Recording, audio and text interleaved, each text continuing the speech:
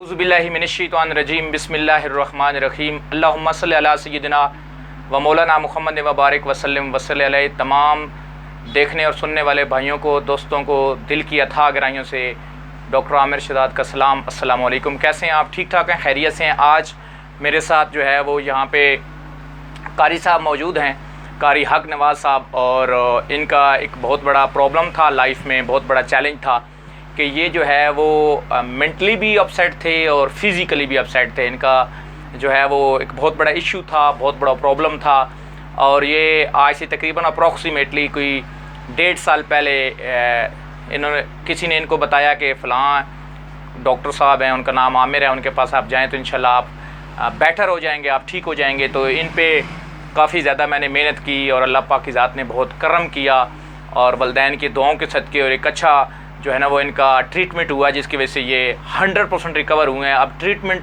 कैसे हुआ, तशख़ीस कैसे हुई, ये मेरे पास कैसे आए, तो चंद मैं इनसे सवालात करता हूँ और एक एक करके ये जवाब देंगे तो इंशाल्लाह इससे आपको बहुत कुछ सीखने का मौका मिलेगा। लेकिन अगर आप इस चैनल पे नए हैं तो इस चैनल को सब्सक्राइब कीजिएगा और साथ में जो घंटी का बटन है उसकी भी ज़रूर प्रेस कीजिएगा ताकि हमारा आने वाला हर नई वीडियो आप देख सकें और आप मुस्तफ़ीद हो सकें।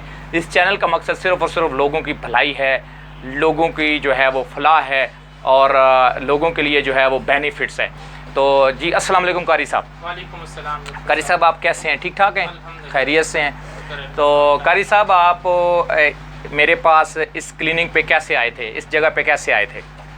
मुझे तो काफ़ी हमारे गहरे दोस्त हैं, उसने बताया था कि आप जाएं और होम्योपैथिक से इसका इलाज अच्छे तरीके से हो जाएगा। तो मैंने फिर आपको चूज़ किया कि होम्योपैथिक में आप स्पेशलिस्ट थे, तो आपने मुझे मेडिसिन भी दी और आपने मुझे जो है ना काफ़ी मोटिवेट किया अल्फाज के लिहाज से, जिसको साइकोथेरेपी कहते हैं, कि मतलब मरीज़ को बातों के ज़रिए जो है ना उस मर्ज़ से बाहर निकालना होता है। तो उस चीज़ से मुझे जो है ना काफ़ी फ़ायदा हुआ माशाल्लाह। तो मैंने जब कारी साहब मेरे पास आए तो इनके जो बड़े भाई हैं, इनके कारी साहब, उनका क्या नाम है? आपके बड़े भाई का क्या नाम है कारी साहब? कारी अब्दुल रहीम। कारी अब्दुल रहीम साहब इनको लेके आए। जब मेरे पास आए तो मैंने इनके साथ फ़र्स्ट ऑफ़ ऑल जो काम किया वो इनके साथ बड़ी डिटेल के साथ गपशप की, और उस गपशप में मैंने ये सीखा, ये लर्न किया और मुझे ये समझ आई कि कारी साहब को जो सबसे बड़ा प्रॉब्लम है, सबसे बड़ा इशू है वो नेगेटिव थिंकिंग है। इनके पास एक ऐसी सोच है जो इनको ज़िंदगी में मायूस कर चुकी है, और ये बड़े अजीब कैफियत में चले गए थे। ये जीना नहीं मतलब रहना चाहते थे, ये दुनिया को छोड़ना चाहते थे, ये चाहते थे मैं दुनिया से चला जाऊं। हालांकि इनकी फैमिली है, इनकी वालदा मोहतरमा है, इनके बच्चे हैं, इनका एक पूरा ज़बरदस्त किस्म का जो है वो एक घर है, घराना है, कबीला है, लेकिन उसके बावजूद ये दुनिया से डिसहार्ट हो चुके थे और ये जाना चाहते थे। तो इस पर काफ़ी डिटेल के साथ मैंने इनके साथ जो है वो बातचीत की और इसके ऊपर मैंने तकरीबन अप्रॉक्सीमेटली फ़र्स्ट डे मैंने तकरीबन कोई 1.5 से पौने 2 घंटे लगाए। फिर ऐसे ही करते करते वीक में 2 टाइम ये मेरे पास आते थे, मैं इनका फॉलोअप करता था।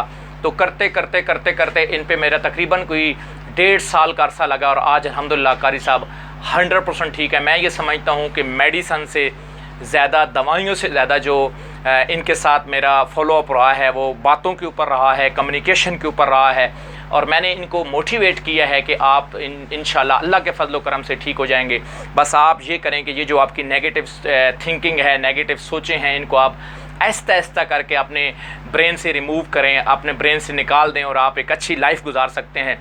तो कुछ मैंने इनको बेसिक बुनियादी कुछ बातें बताई थी जिन पे इन्होंने अमल किया। तो कारी साहब कौन सी वो बातें थी जिन पे आपने अमल किया, ज़रा हमारे व्यूवर्स को आप बताएंगे? ज़रा इस कैमरे में देखें और आप थोड़ा व्यूवर्स को बताएं, इस कैमरे में थोड़ा आप देखेंगे। इसमें तो ये है कि बहुत सारे लोग ऐसे हैं जैसे कि मसलन मिसाल के तौर पर वो माजी की तरफ यादें याद करके अपने थोड़ा आगे हो जाएं कारी साहब, थोड़ा आगे हो जाए ताकि माजी के कुछ वाक़यात या कुछ भी हादसात किसी भी बंदे के साथ वो हो जाते हैं, तो वो अपने प्रेजेंट में माजी को वो तलख वाक़यात और इस तरह जो हादसात हैं ना उसको सामने लाकर अपने प्रेजेंट को जो है ना वो ख़राब कर देते हैं, और जैसे कि वो अपने मूड को जो है ना, अपनी फीलिंग्स जो है ना उसकी बहुत ख़राब हो जाती हैं जी। तो इसी तरह जो है ना हमें माजी की तलख यादें और इस तरह वाक़यात, हादसात जो भी हो जाते हैं तो हमने जो है ना वो माजी से निकलना होता है, क्योंकि माजी को जब तक हम छोड़ेंगे नहीं तो हम बेटर नहीं होंगे। माजी की सोचों में पड़े रहेंगे और इस तरह नेगेटिव थिंकिंग और बहुत ज़्यादा इस तरह नेगेटिव ख़यालात की वजह से जो है ना آدمی کی مائنڈ پہ بھی کافی بہت برا اثر پڑتا ہے، اور مینٹلی بھی برا اثر پڑتا ہے، اور جس طرح اس کو فزیکل بھی بہت بڑا برا اثر پڑتا ہے. جو ماشاءاللہ ڈاکٹر عامر شہزاد صاحب ہیں، بہت اچھے اسپیکرز ہیں، موٹیویشنل اسپیکرز ہیں ورلڈ لیول کے. تو انہوں نے مجھے جو ہے نا کافی باتوں کے ذریعے سے جو ہے نا مجھے اس بیماری سے باہر نکالا. تو میں ان کا بہت شکر گزار ہوں، جس کی وجہ سے جو ہے نا اللہ پاک نے مجھے ایک نئی زندگی دی. قاری صاحب، ایک تو آپ نے بڑی اچھی بات کی کہ آپ نے جو ماضی میں آپ کے ساتھ برا ہوا، جو ماضی میں آپ کے ساتھ مس ہیپ ہوئے، ان کو آپ نے اپنے مائنڈ سے ڈیلیٹ کیا. اور اس کے علاوہ کیا کیا آپ نے مجھے میرے فالو اپ کروانے کے بعد آپ نے کون کون سی ایسی باتیں ہیں جن کا خصوصی خیال کیا، تو جس کی وجہ سے آج آپ اپنے دوبارہ ایک اچھی لائف میں واپس آ چکے ہیں، اور انشاءاللہ اللہ کے فضل و کرم سے آپ اسی لائف میں انشاءاللہ مزید اپنے آپ کو آگے لے کے جائیں گے، اور آپ کو انشاءاللہ اپنے خاندان کا ایک جو ہے وہ سہارا بنیں گے. تو ایک تو یہ ہمیں بات سمجھ آئی کہ آپ نے ماضی کو اپنے برین سے ڈیلیٹ کیا. تو یہ ماضی کو برین سے آپ نے کیسے ڈیلیٹ کیا؟ پہلے تو ہمیں اس کا آنسر دیجیے گا. سب سے پہلے یہ ہے کہ ہم اس مرض کے اندر تو کافی لوگ مبتلا ہیں، لیکن اس میں یہ ہے کہ ہم نے تنہائی کو جو ہے نا بالکل اختیار نہیں کرنا، تنہائی سے باہر نکلنا ہے.